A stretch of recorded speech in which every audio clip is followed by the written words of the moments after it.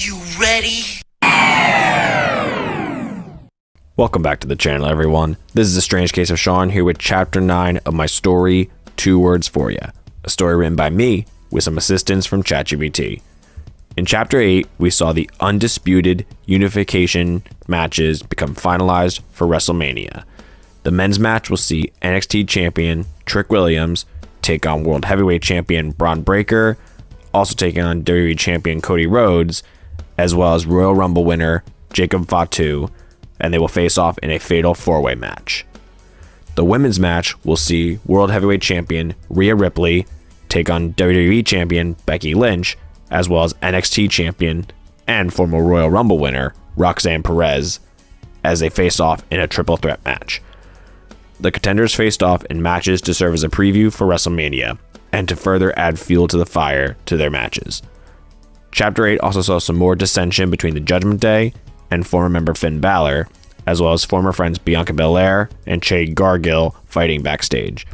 Now with the Undisputed Championship unification matches set, we also need to see how the rest of the WrestleMania card will shape. And with that said, let's get started, shall we? NXT opens with Charlotte Flair making her entrance to the ring. The crowd cheers favorably for her. She grabs a microphone. Your queen is here, and she has unfinished business with Roxanne Perez and her crappy clique. I'm saying this on a course to end once and for all. The music of Cora Jade plays, and she makes her entrance with Zaria, Giulia, and Stephanie Vacquer. Cora begins. Look girls, the ancient artifact herself, Charlotte Flair. Geez, what happened to you these days? I mean, is that Charlotte? Or Ric Flair in the ring? The girls laugh while Zaria stares menacingly. Charlotte responds. From greatness comes greatness, as is the case with me, but can you honestly say the same? I mean, you look like you went to work with your dad at Spencer's and raided the store. The crowd laughs. Cora responds. That's real funny. You know, I'd be more careful of the words you speak. You wouldn't want to say the wrong thing to the wrong group. They all start to walk down. Charlotte eggs them on. Suddenly, Bayley runs in the ring with 2 chairs and gives one to Charlotte. Cora and the clique pause. Bayley then grabs a microphone. Oh, not so quick with the words now, huh? Seems like you're ready for a fight. How about it tonight?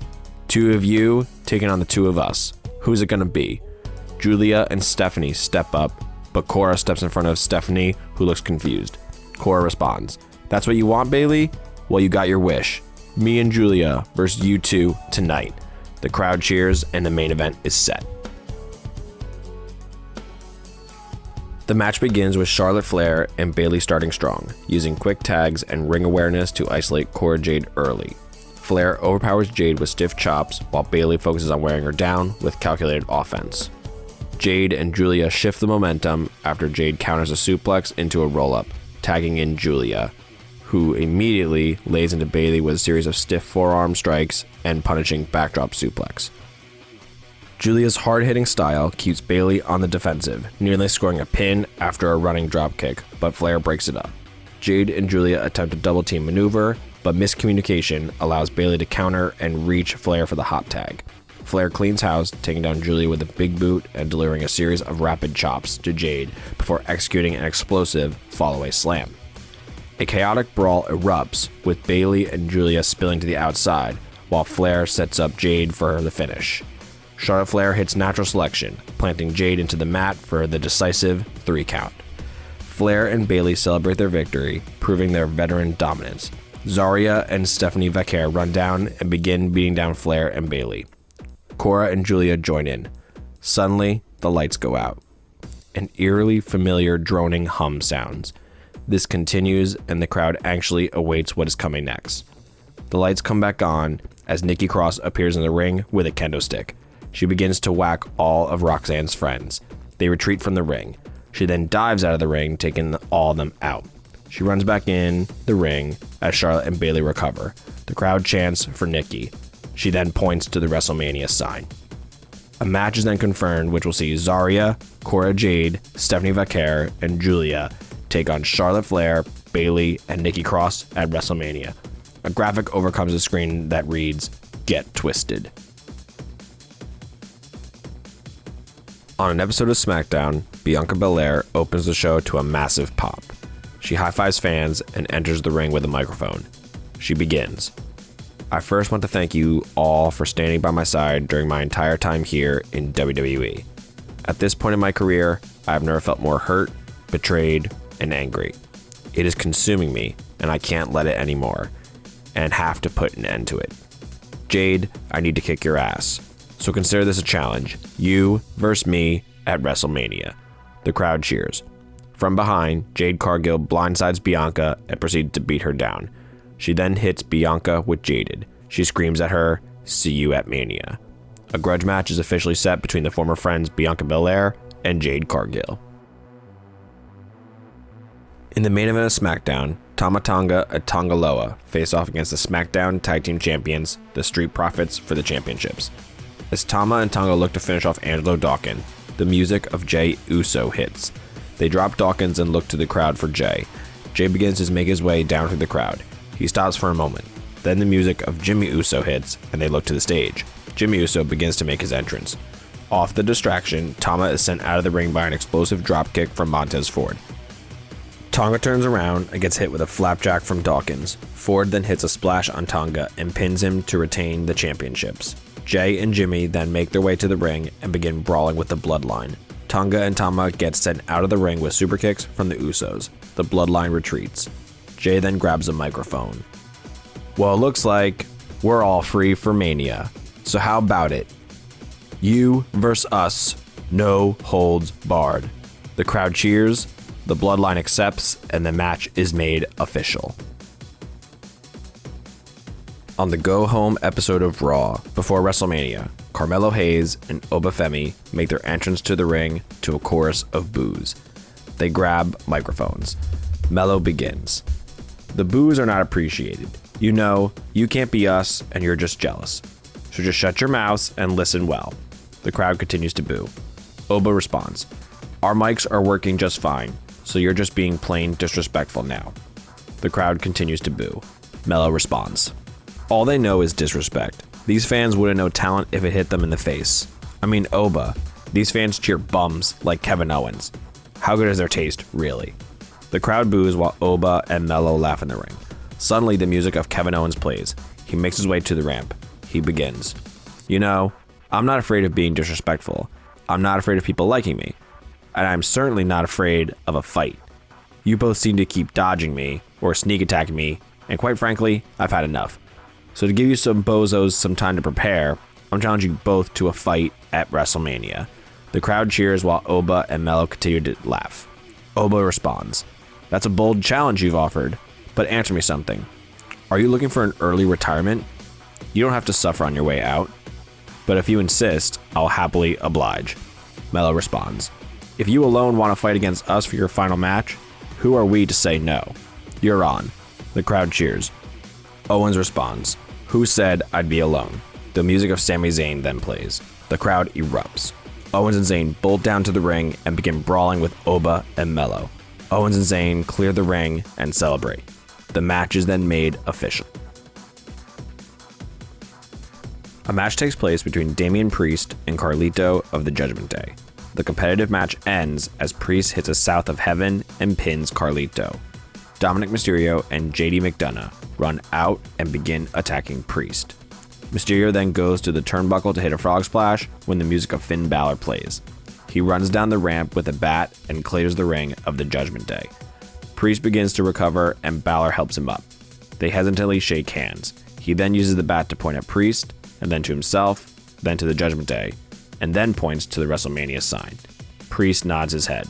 A 2-on-3 handicap match is made official that will see Priest and Balor take on their former stablemates, the Judgment Day. WWE Chief Roster Officer Shawn Michaels makes his way to the ring. The crowd boos. He then grabs a microphone. Well, WrestleMania is just up ahead, and I know you should all be as excited as I am. You are going to see the true genesis of a new era in WWE. The crowd's boos get louder. Shawn continues. I don't think you fully grasp the sheer magnitude of what this WrestleMania will bring.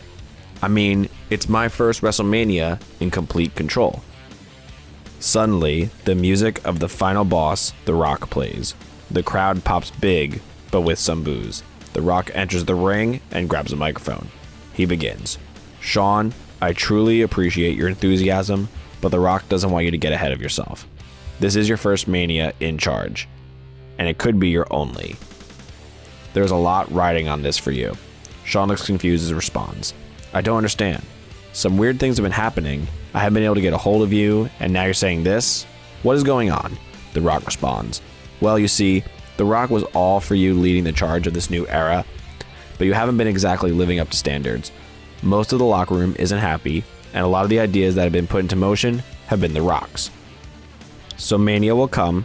The Rock predicts a great outing, amazing numbers, and definitive and deserving champions.